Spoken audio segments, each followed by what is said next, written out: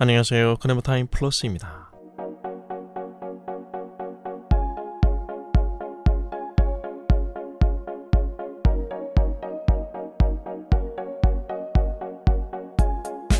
마태복음 6장에 보면 예수님께서는 재물을 땅에 쌓아두지 말고 하늘에 쌓아둘 것을 말씀하시면서 너희의 재물이 있는 곳에 너희의 마음도 있다 라고 말씀하십니다.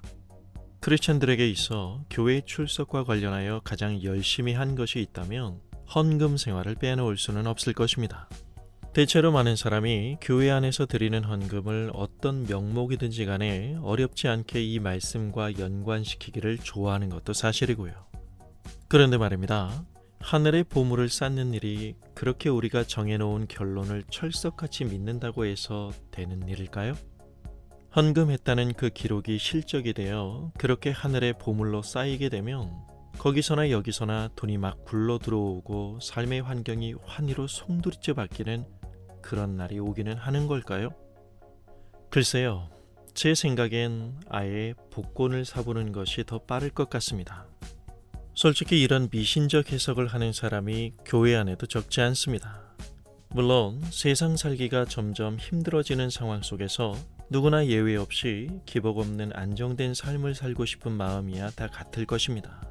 그래서 그런지 이런 주장들이 여전히 시장성이 있어 보이는 것도 사실이고요.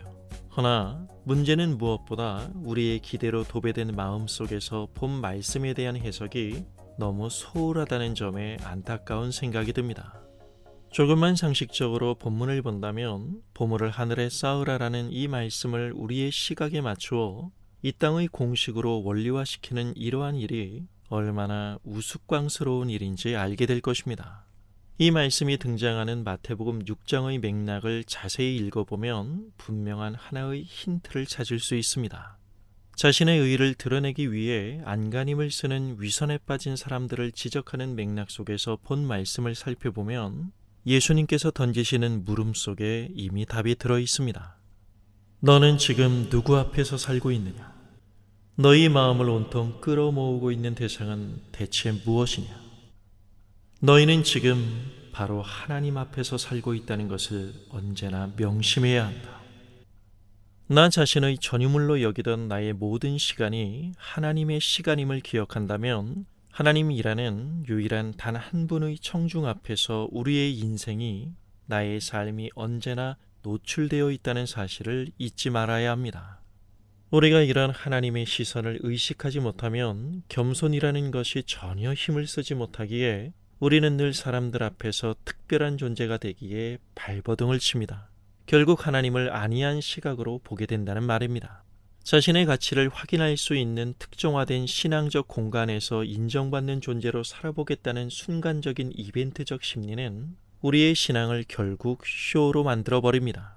하나님에 대한 립 서비스는 요란하지만 실은 하나님이 내게 중요하지 않음을 확인시키는 상징적인 결정으로 매일의 우리의 일상이 채워질 것입니다.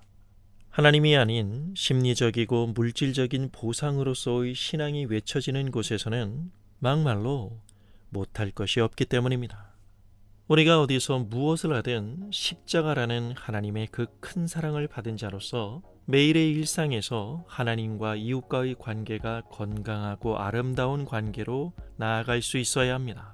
사람을 살리고 세우는 하나님의 긍휼의 꽃을 피우고자 하는 마음이야말로 십자가에 대한 우리의 태도를 분명히 하는 것입니다.